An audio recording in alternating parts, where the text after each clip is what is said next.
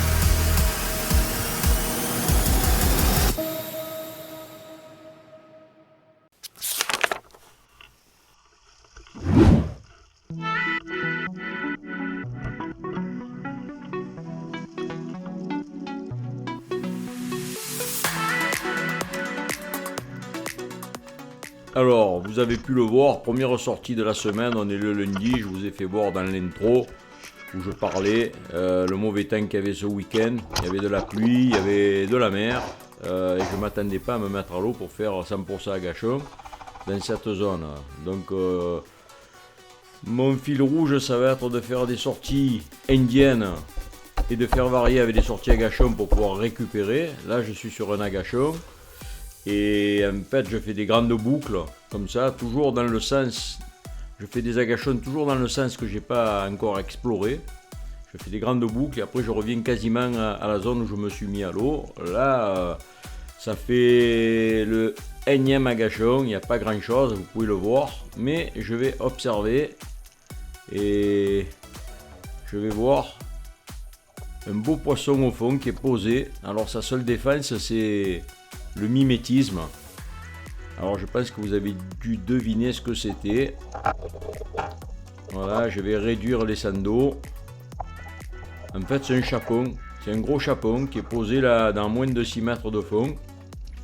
Et là, je vais descendre pour aller voir s'il est encore là. Donc ça fait peut-être 5 ou 6 fois que je descends. Je ne vais pas vous mettre toutes les fois où je suis descendu pour le chercher. Et voilà, je vais un peu fouiller la posidonie parce que des fois il se met dans la posidonie avec la main. Ensuite je vais fouiller avec la pointe de l'arbalète, mais bon, visiblement il n'est plus là. Voilà, ça fait 4 ou 5 endroits que je visite et le chapeau il n'est plus là. Et donc là, ben, tant pis, je suis obligé de me résigner à... Là vous voyez au large la posidonie qui a été arrachée pendant la mauvaise mer du week-end. Voilà, je suis obligé de me résigner, de retendre l'arbalète au maximum et d'enchaîner sur les agachons que j'avais interrompus pour tirer ce chapon. Mais là, ben, manque de bol pour lui, il a bougé, je l'ai vu. Et donc je vais descendre et vous allez voir, vous me mettrez un commentaire si vous le voyez. Pourtant j'ai bien mis au ralenti. Voilà, normalement il est là. Mais il fait bien mimétisme avec le décor. Je me suis mis parallèle au fond pour pas que la flèche le tape sur un obstacle et le chapeau il va se retrouver sur le fil. Voilà. Alors la plupart du temps quand on voit des pêches de chapon, et c'est un peu pour ça que je vais un peu rester long sur cette capture, ce sont des poissons qui sont chassés très profond avec une embarcation. Et si vous voulez le pêcher de cette façon, il va falloir que vous ayez l'embarcation, tout le matériel électronique embarqué pour vous repérer le spot et avoir une apnée de ouf parce qu'en général c'est des spots qui sont très profonds. C'est un poisson, le chapon, qui peut vivre jusqu'à 300 mètres de fond. Il y a eu des captures de chapon à 800 mètres de fond. Et en fait, c'est un poisson qui vit très profond. et qui remonte là, il se regroupe en vue de sa reproduction. Là, c'est pas la période de reproduction, mais il est en train de remonter et on peut en attraper dans des zones qui sont très peu profondes, comme celle où je suis, où je pratique l'agachon, 10 mètres maximum. Voilà, là, il va finir.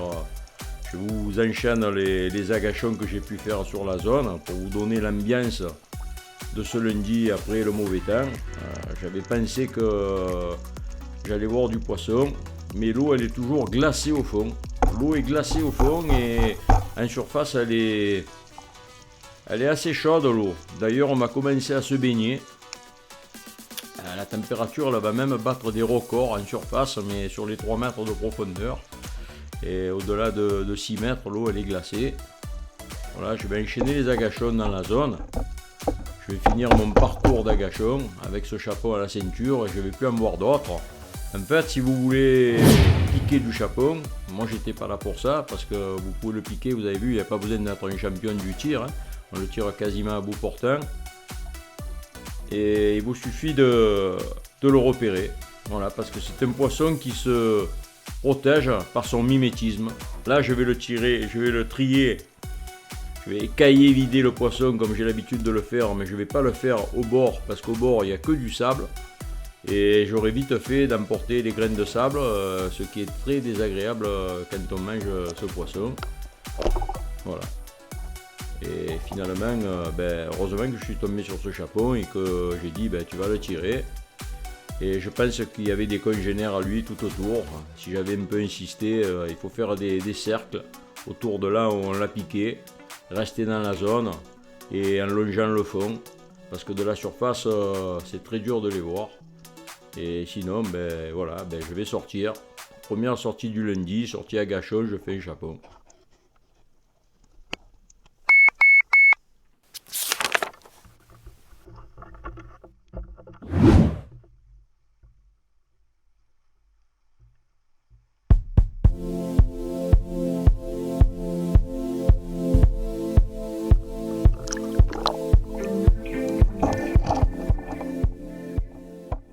Alors c'est parti, deuxième sortie, on ne lâche rien. Le temps il s'est stabilisé, comme je vous ai dit, on a commencé à se baigner. Et on va aller, comme depuis des années que c'était plus arrivé, se baigner quasiment presque tous les jours, pendant tout le mois de juin. Fin mai, début juin, on s'est baigné quasiment tous les jours parce que l'eau, elle était très chaude en surface et très froide au fond. Voilà.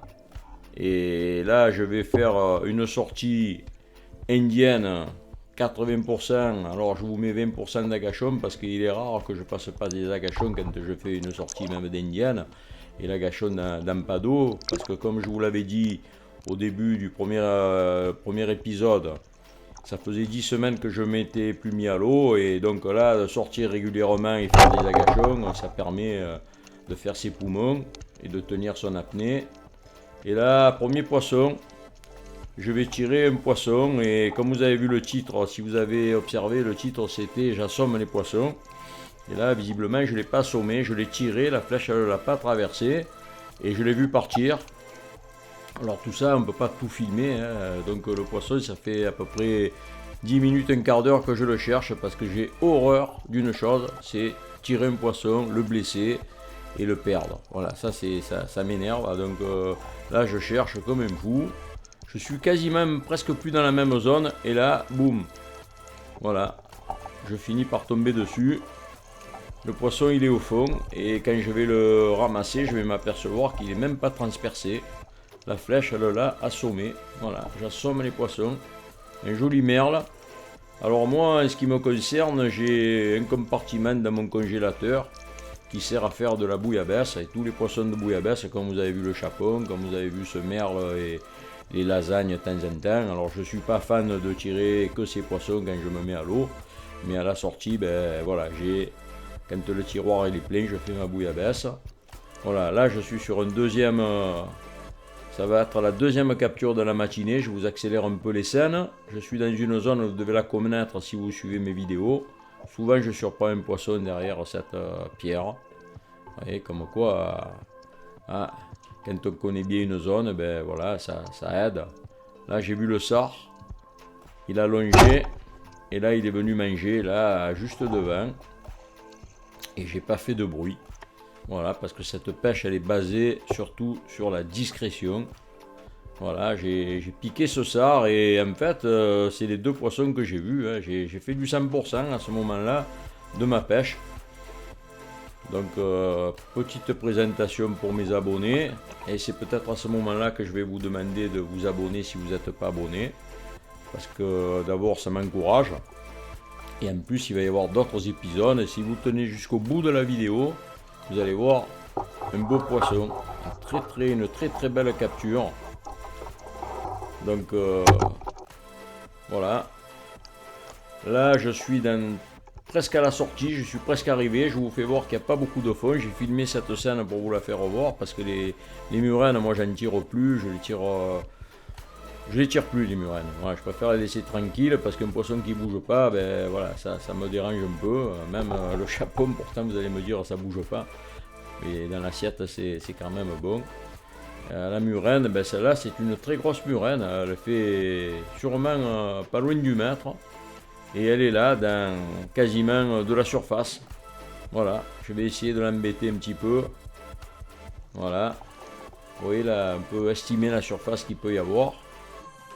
Et la séance, elle va se terminer. Alors, il y avait un peu de la houle, vous allez voir, je vais trier le poisson. Il y a quelques vagues qui vont venir un petit peu bouger tout ça, là, voilà.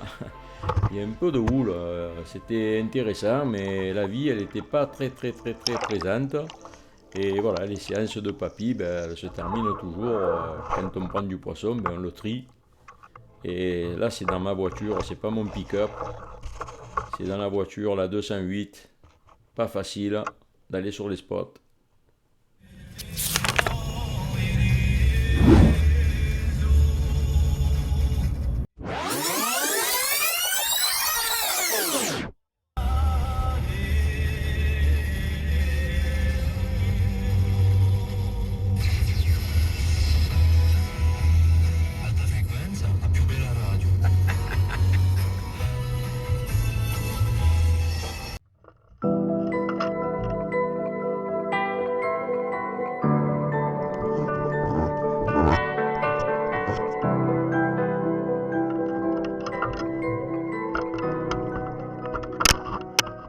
Voilà, troisième sortie. Alors 50% indienne et 50% agachon.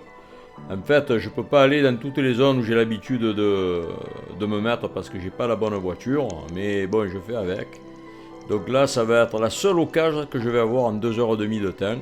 Voilà, je vais vous mettre le replay. J'ai tiré un sard. Voilà, je vous mets le ralenti. En fait, ce qui va se passer quand je me mets à l'eau, je vois ce sard. Je suis prêt à tirer le sard, mais au dernier moment, il y a le barracuda qui sort. Ça me fait hésiter, je tourne la tête et quand je lâche le tir, ben voilà, le sard il a eu le temps de bouger. Et voilà, j'ai tapé à côté. Voilà, j'ai manqué le seul poisson que j'aurais pu attraper. 2h30 de pêche. En plus, je suis allé dans une zone où il y a des écueils au large et dans le passage entre les écueils et le bord, il y a souvent du poisson. Il y a du mulet. Au pire, j'aurais fait des mulets, mais là, il n'y a vraiment rien du tout. L'eau elle est glacée au fond et c'est très compliqué, et en plus à bouger. Salut les potos, je suis arrivé sur un spot, c'est 5h25, 5h24, voilà, le jour il est pas loin de se lever. Tant que je sorte les affaires, que je mette la caméra, que je range tout et que je marche jusqu'à mon spot parce qu'il faut marcher, et voilà, on ne sort pas de la voiture, on ne se met pas à l'eau, hein, toujours un peu marcher. Et voilà, j'espère que ce matin sera le bon parce que jusqu'à maintenant j'ai rien vu de spécial. J'ai rien vu de poisson extraordinaire. Voilà, un bobara ou des dentis qui tournent ou des cérioles. Voilà, j'ai rien vu d'exceptionnel. Ceci s'explique aussi parce que quand on descend, qu'on dépasse un petit peu 5-6 mètres de fond, ben l'eau elle commence à être vraiment froide. J'ai une vieille combi un peu trouée là que je mets pour la Corse, enfin, que je mets l'été en général. Et cette combi, ben elle laisse passer un peu l'eau. Donc on sent vite, dès qu'il y a un petit changement, on sent de suite ce qui va se passer. Et là, je peux vous dire que on sent le frisquet. Dès que la thermo va un peu monter, ou descendre, comme vous voulez, que l'eau chaude elle va un peu descendre un peu plus profond, et peut-être que je vais commencer à avoir des beaux prédateurs. C'est un peu le principe de mes mises à l'eau. Attendre que la thermo soit au bon endroit. Voilà les potos, je crois que je vous ai tout dit. Allez, je vais y aller parce que sinon je vais manquer le lever du jour.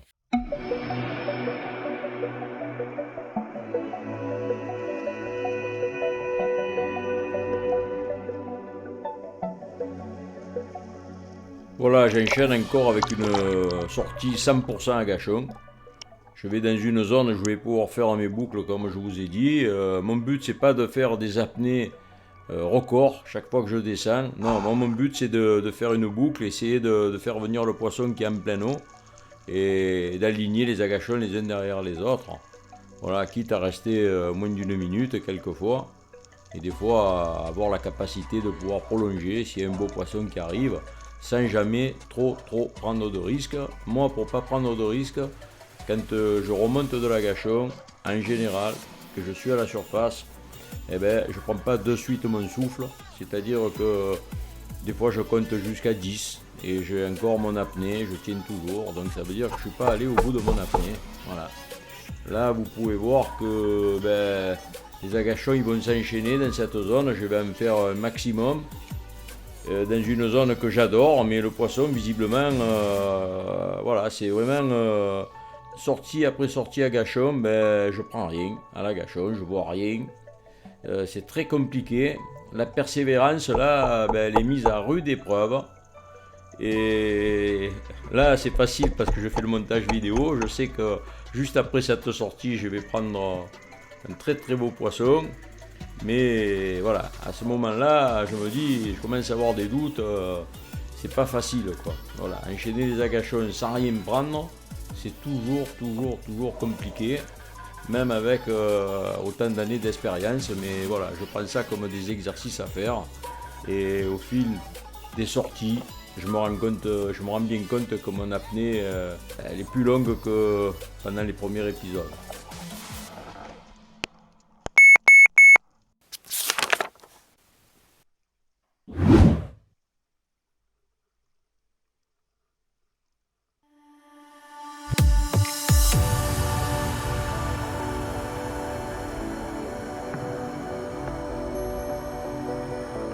Voilà, on arrive à la 5e sortie de cet épisode 2. Ça va être la dernière sortie.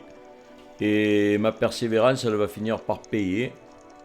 Voilà, c'est pour ça que j'avais besoin de vous faire voir les sorties où je prends rien, où j'insiste à faire des agachons. La vie, elle est pas facile pour un chasseur sous-marin. Et voilà, des fois, quand le poisson il est pas là, c'est compliqué. Alors là, je suis dans une séance, pourtant je vous ai mis que j'allais faire de l'indienne et un peu moins d'agachons, mais je fais toujours des agachons pendant mon indienne, ça me permet de repérer si ça brille. Là, au bord, derrière les rochers, il n'y avait rien, donc quand j'ai fait l'agachon, j'ai vu que ça brillait derrière ce rocher, je me suis pointé en toute discrétion, et là, quand j'arrive, je surprends 2 sards. Voilà, il y en a un qui a réussi à détaler, et l'autre, voilà, c'est du baltrap, hein, on a une chance sur 2 de le manquer, ou de l'attraper. Voilà. Soit on l'attrape, soit on le manque. Donc là, je l'ai pris de 3/4 arrière. C'est un petit peu la façon dont je pêchais lorsque j'avais pas le moulinet, parce que j'ai pas toujours eu le moulinet. Et là, il a fini en licorne, le poisson.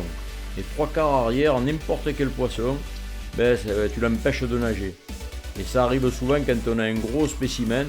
Si on peut le tirer de 3/4 arrière, ça augmente les chances de le capturer.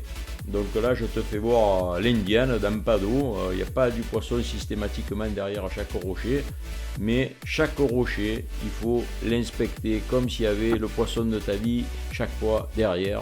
Parce que sinon, si tu te dis il n'y a rien et que tu arrives, tu prendras rien, quoi. Donc là, je m'applique à faire de l'indienne. Alors je vous dis de suite que je vous ai pas mis, j'ai fait 2 loupés. On peut le voir sur la vidéo, je vous en ai mis un de loupé. La vidéo, je capture cette fameuse dorade que vous allez voir bientôt. Là. Et là, je suis en mode indienne. Voilà, on arrive, on ne fait pas de bruit, on s'accroche, on prend des appuis. Et voilà, il n'y a rien du tout. Et donc là, je suis dans ma zone à agachon. J'ai toujours mon crâne de préchargement qui est... Les sandos, ils sont au premier cran. Il n'y a quasiment pas de puissance, même si j'ai mis le booster un peu plus loin. Là, s'il me vient un poisson à l'agachon, à moins qu'il arrive sur la flèche, je vais avoir du mal à le transpercer, surtout si c'est un beau spécimen. Donc là, je fais l'agachon dans la zone et je vais réaliser que mon arbalète elle n'est pas chargée à fond. Donc je vais remonter à la surface et je vais d'abord lever le booster. Voilà, et ensuite je vais changer la puissance des sandos en chargeant au maximum. J'ai pas mis le booster au max. Et là, je vous ai enchaîné, j'ai accéléré les scènes pour que vous voyez. Sur la gauche, il y a une zone où on peut faire des agachons. Mais là, j'ai choisi de faire l'agachon entre les deux pierres. Vous voyez, et à gauche, on voit bien la pierre là. Et à droite, il y en a une autre de remontée. Et lorsque je fais un agachon dans cette faille, parce que c'est pas la première fois que je fais des agachons dans cette faille, et j'ai souvent vu, ça fait 2 ans que dans cette zone, je vois des très très grosses dorades. Et d'ailleurs, c'est peut-être, je l'ai déjà vu, celle que je vais piquer là, juste après cet agachon. Là, je vais voir 2 beaux poissons que j'aurais pu tirer. Alors que jusque là, à l'indienne, j'avais pas vu grand chose. Donc vous allez voir, il y a une sarre qui va arriver là de derrière les rochers qu'on voit juste devant. En fait, le poisson il vient souvent de derrière ces rochers. Vous voyez, au dernier moment, le sar il tourne, mais il n'a pas eu peur, il a tourné. Je pense que c'est la grosse dorade qui fait que le sar il a tourné. Et là, il va sortir un bara. J'hésite un petit moment, mais j'ai vu la grosse caudale avec ce poisson monumental. Il faisait 65 cm sur la palme, peut-être un peu plus de 65, 63 cm que la chair. Voilà, pour les connaisseurs. Et après, si on mesure la queue, il dépassait les 65 cm. Il était entièrement sur ma palme. Voilà, vous avez pu le voir sur les vidéos que je vous ai mis, différentes reprises. Et voilà, et là c'est le poisson de la persévérance. C'est un poisson qu'on ne prend pas régulièrement. Hein. C'est des grosses dorades comme ça, surtout à la gachon, dans une zone pas très profonde. Voilà, parce que c'est un poisson très malin, avec beaucoup d'expérience. Donc je suis content d'avoir piqué cette dorade. C'était un agachon qui se termine par une indienne. D'où l'intérêt de faire de l'indienne dans pas d'eau, parce que quand tu dois la faire au fond et que tu as affaire à ce type de dorade, il faut être au top. Si tu fais le moindre bruit, tu la verras pas. Alors, l'épisode 2 se termine. Et qu'est-ce qu'on peut retenir de l'épisode 2? Alors, chaque fois, je fais une sortie indienne, après une sortie à gachon pour pouvoir récupérer. Et les sorties à gachon, elles ne vont pas être fructueuses. J'enchaîne ces sorties pour me faire les poumons et pour avoir la capacité de tenir un peu plus longtemps. Un constat, c'est que l'eau, elle est glacée, vraiment glacée au fond. Il y a bien 10 degrés d'écart entre la surface et le fond. En surface, il doit y avoir 22-23 degrés. On se baigne tous les jours. Et au fond, on est autour de 13-14. Et donc, est-ce que c'est cette différence de température qui fait que le poisson, il est pas présent en pleine eau au fond? Peut-être. La dorade que vous voyez là, elle est dans mon top 5 des grosses dorades que j'ai capturées. Je vais prendre que des beaux poissons comme ça à la gachon, mais je vais faire des sorties à gachon où je vais rien prendre. Dans les prochaines vidéos, vous verrez de belles captures comme cette belle dorade. Alors peut-être que ça vaut le coup de vous abonner si vous n'êtes pas encore abonné pour suivre Papy CSM. Allez, à bientôt pour les prochains épisodes.